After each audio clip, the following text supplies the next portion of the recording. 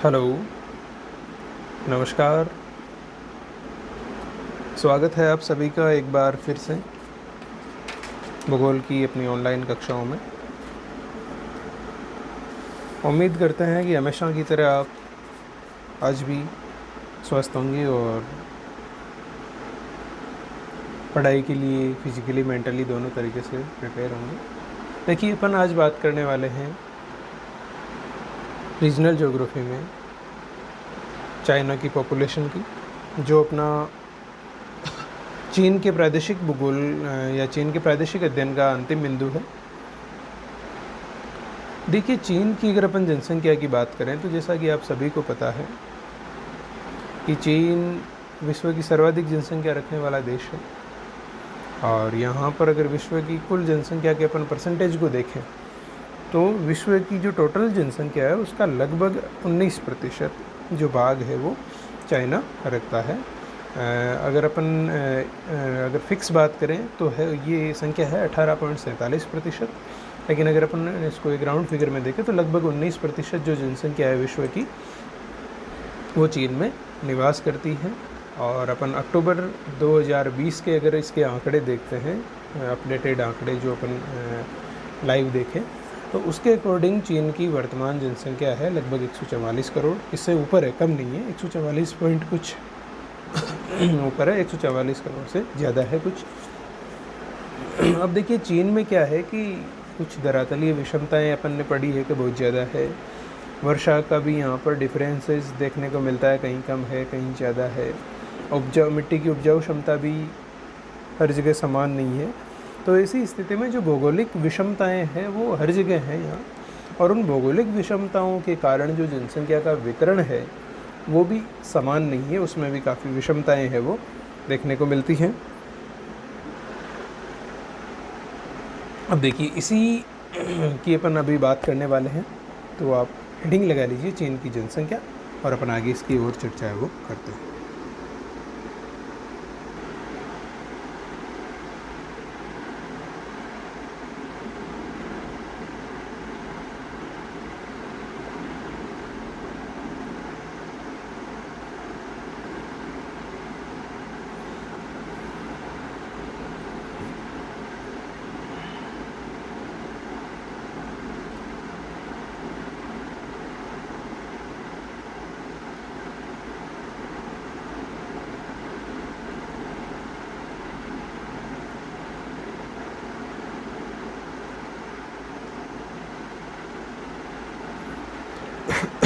तो देखिए, अपन बात कर रहे थे कि यहाँ की जो भौगोलिक विषमताएं हैं उनकी वजह से यहाँ पर जनसंख्या का वितरण है वो सर्वत्र समान नहीं है, इसमें काफ़ी विषमताएं हैं वो देखने को मिलती है।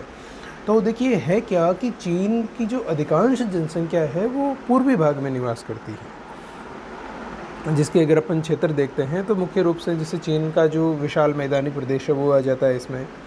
जेचुआन बेसिन का जो क्षेत्र है वो भी विशाल जनसंख्या रखता है। वांगो, यांगटी सिक्यांग, सिक्यांग, इन जो नदियों का जो बेसिन क्षेत्र है वहाँ पर भी जनसंख्या का संकेंद्रण है वो ज़्यादा मिलता है।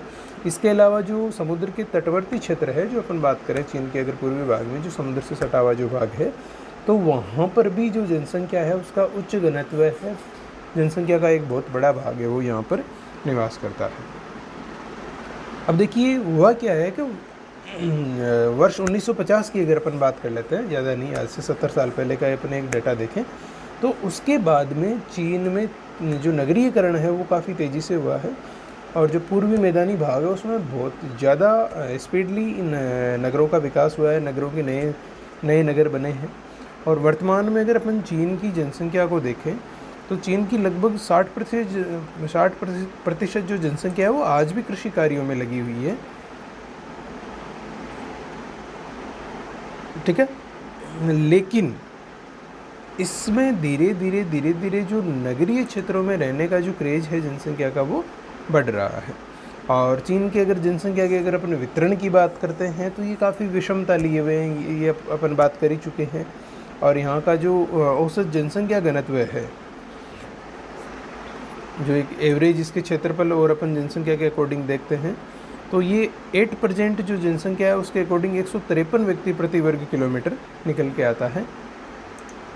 और इसके अलावा अपन यहाँ की अगर बात करें तो जो ज़्यादातर जनसंख्या घनत्व वो दक्षिण पूर्वी भाग का है, जहाँ लगभग 1000 व्यक्ति प्रति वर्ग किलोमीटर में देखने को मिल जाते हैं। वही पश्चिमी भाग में अगर देखें तो जैसे अपने भारत में राजस्थान का जो पश्चिमी क्षेत्र है वहाँ जनसंख्या घनत्व वही स्थिति चीन में भी है।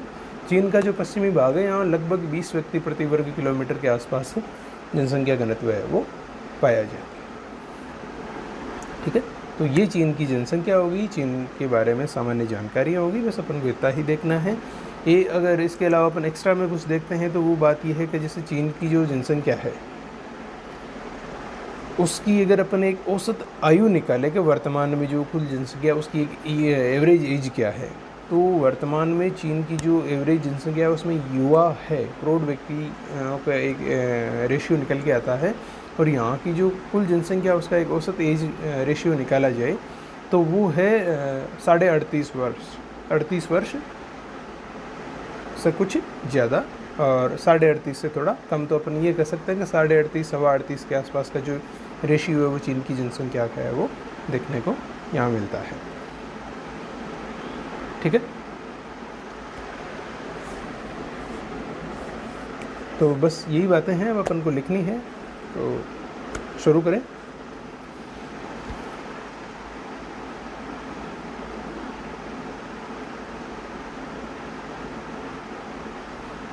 लिखिए,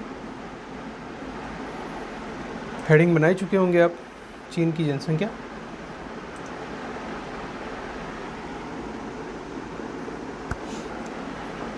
देखिए, चीन विश्व की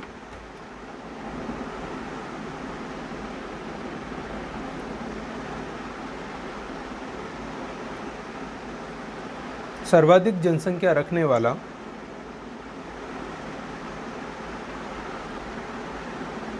देश है।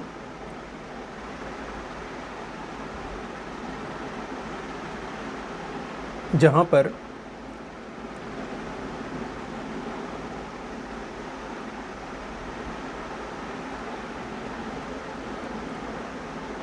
विश्व की कुल जनसंख्या का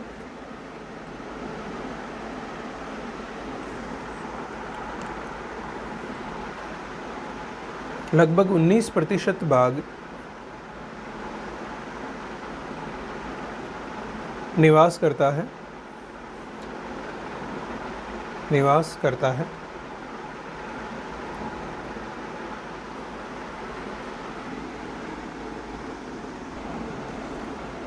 आगे लिखिए, वर्तमान समय में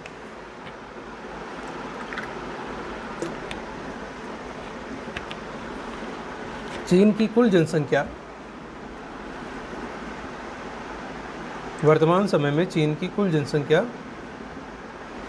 144 करोड़ है। और अगर इसको अपन वेबसाइट के लाइव पेज के अनुसार देखें तो करंट में ये है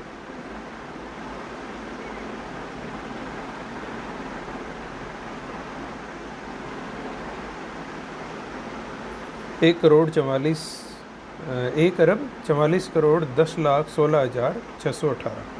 ठीक है, तो आप ये कोष्टक में लिखना चाहो तो लिख सकते हो, और ये संख्या है वो इंक्रीज होती रहेगी। अगर आप वेबसाइट चेक करते हो तो अब तक ये बढ़ चुकी है, अब ये 622 हो चुकी है, 618 की जगह 23 हो चुकी है, इससे ये बढ़ती रहती है। तो आप 144 करोड़ लिख सकते हो।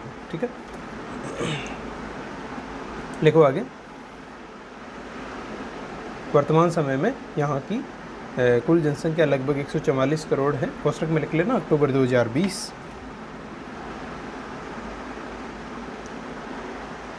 आगे लिखो,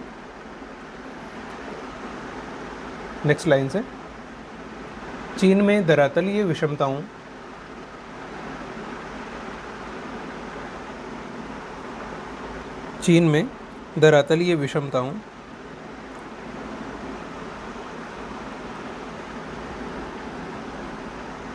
मिट्टी की उपजाऊ क्षमता,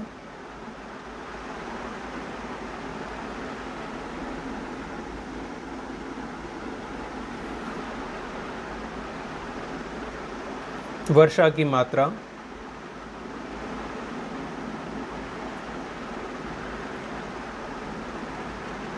आदि अनेक कारणों से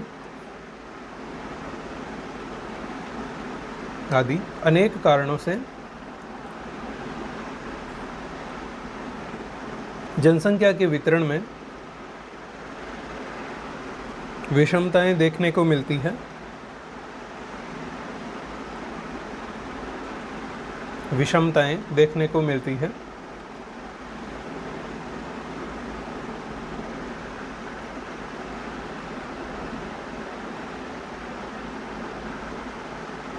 चीन की अधिकांश जनसंख्या इसके पूर्वी मैदानी भागों में निवास करती है। चीन की अधिकांश जनसंख्या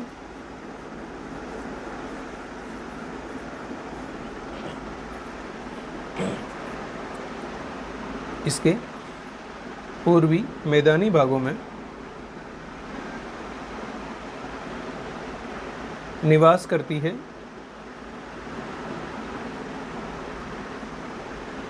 और जनसंख्या का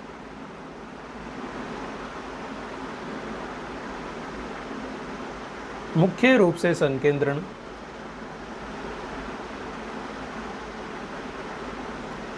चीन के विशाल मैदान,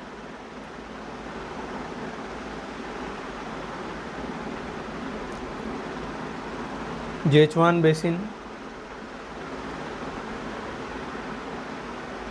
वांगो, यांगटी सिक्यांग, सिक्यांग आदि नदी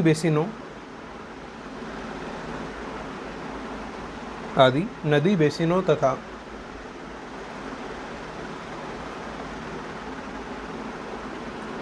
समुद्र के निकटवर्ती और तटवर्ती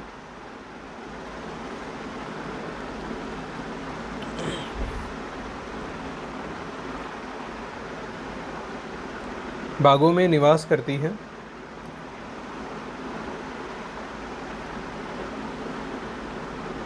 चीन में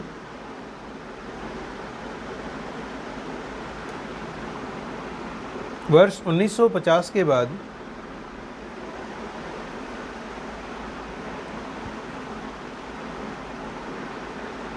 तेजी से नगरीकरण हुआ है।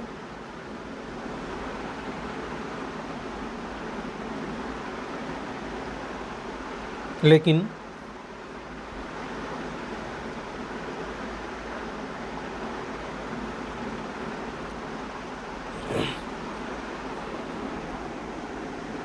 अभी भी चीन की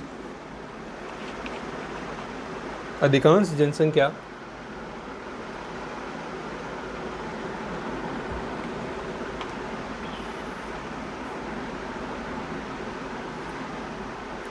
गांवों में ही निवास करती है और मुख्य रूप से प्राथमिक क्रियाओं जैसे कृषि आदि में संलग्न है।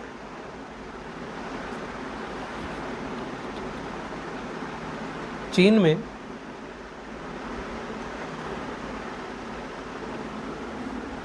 जनसंख्या का वितरण भी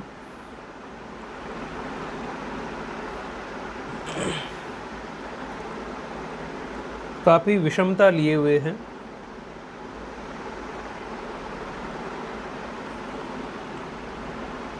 यहाँ का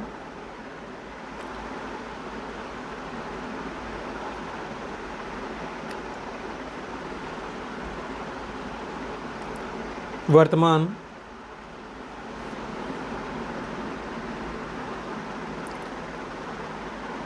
औसत जनसंख्या घनत्व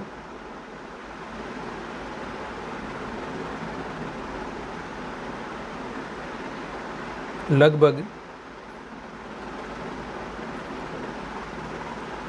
151 व्यक्ति प्रति वर्ग किलोमीटर है।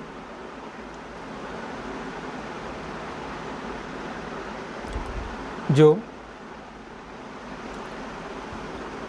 पूर्वी मैदानी भागों में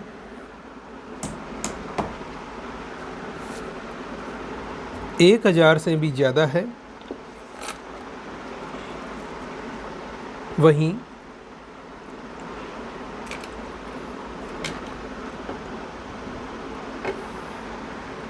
पश्चिमी भाग में यह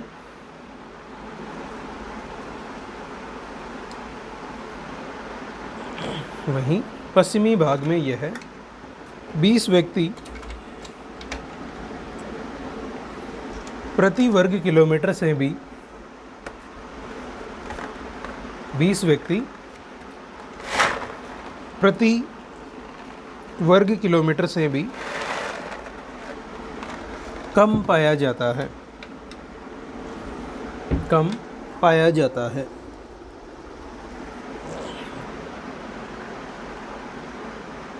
ठीक है,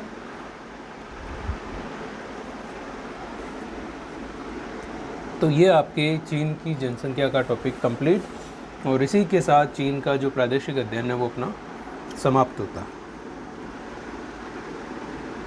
उम्मीद है समझ में आया होगा।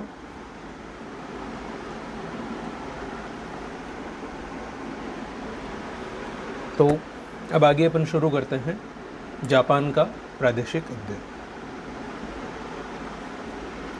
इसको कंप्लीट करके आप नेक्स्ट पेज से हेडिंग लगाइए, जापान का प्रादेशिक अध्ययन, और फिर अपन इसकी बात करते हैं।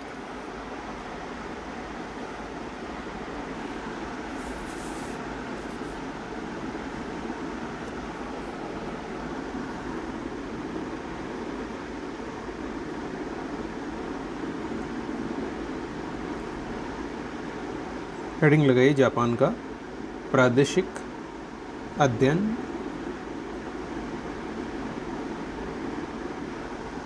और जिस तरह से अपन ने देखिए चीन के बारे में पढ़ा है, सेम वैसे ही अपन को अब जापान के बारे में पढ़ना है। और क्या है जापान के बारे में, सारी की सारी जो स्थितियाँ वो अपन को पढ़नी है।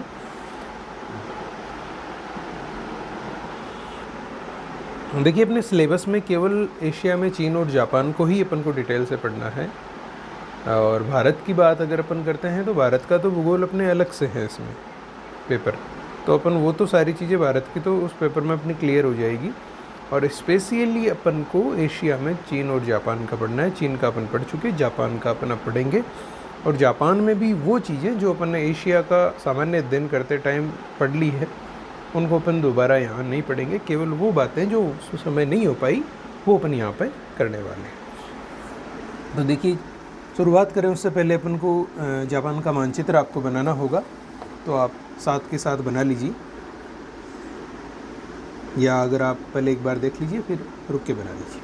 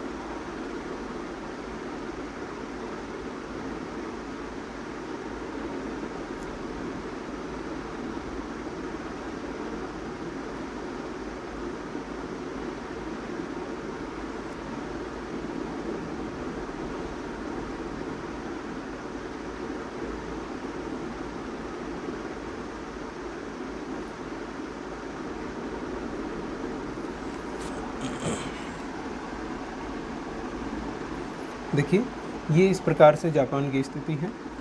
और अगर अपन जापान की बात करें तो जापान को देखिए मुख्य रूप से इस स्थिति में देखते हैं तो मुख्य रूप से जापान के 4 द्वीप हैं। 4 द्वीपों में जापान बटा हुआ है। ये नंबर 1 है, ये नंबर 2 है जो सबसे बड़ा है, ये यहाँ ये एक जुड़ा हुआ है हालांकि थोड़ा सा, बाकी ये तीसरा द्वीप है और ये नंबर 4 है। चारों अलग अलग द्वीप है, ये दूसरा और तीसरा है वो नॉर्मली कनेक्टेड दिखते हैं, बाकी ये भी थोड़े से अलग है। तो 4 द्वीप है। स्थिति देखें तो जापान के उत्तरी जो भाग है यहाँ पर एक सागर है जिसका नाम है सॉरी उससे पहले अपन इनका नाम नहीं देखा अपन ने। तो पहला जो द्वीप है इसका नाम है होकेडो द्वीप,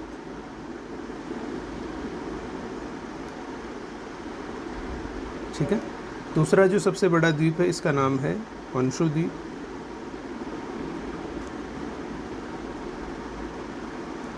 तीसरा जो द्वीप है इसका नाम है क्यूशू द्वीप। और जो चौथा द्वीप है इसका नाम है शिकोकू।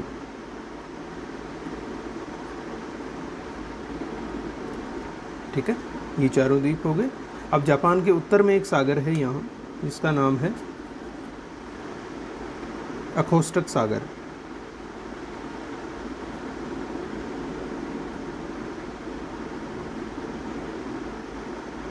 ठीक है। पूर्वी भाग की अगर बात करें तो प्रशांत महासागर यहाँ आ ही जाता है, आप जानते हो।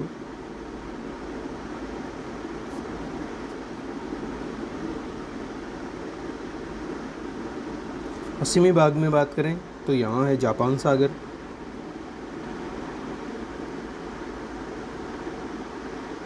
और दक्षिण की बात करें तो यहाँ है पूर्वी चीन सागर। ठीक है, ये इसकी स्थिति हो गई।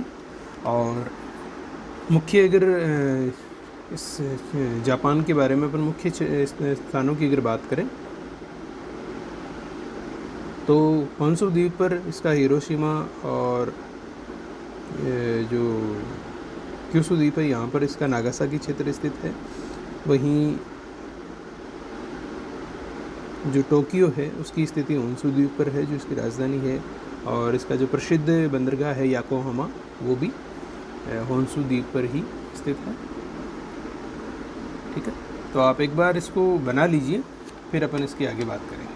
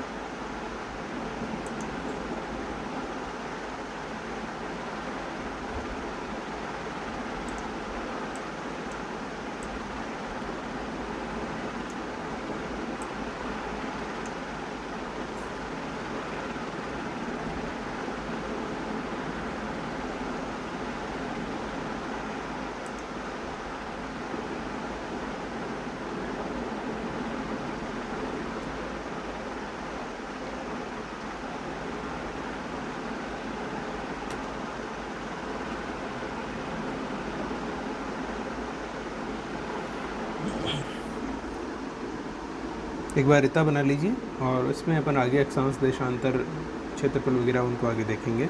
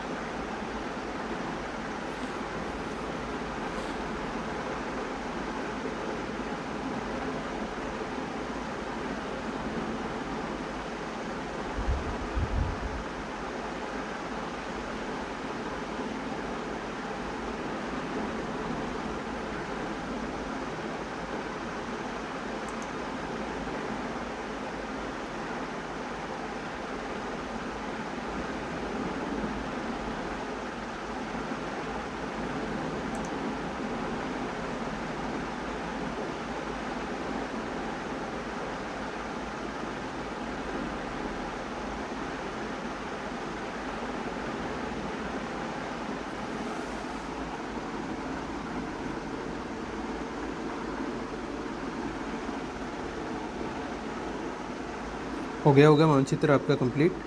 तो आज अपन आगे ज़्यादा बात नहीं कर पाएंगे क्योंकि अब समय अपनी क्लास का हो रहा है। आप केवल ये मैप बना के तैयार रखिएगा, बाकी अपन अगली कक्षा में देखते हैं। तो आप एक बार रेडी कर लीजिए। धन्यवाद आप सभी का, मिलते हैं कल फिर से।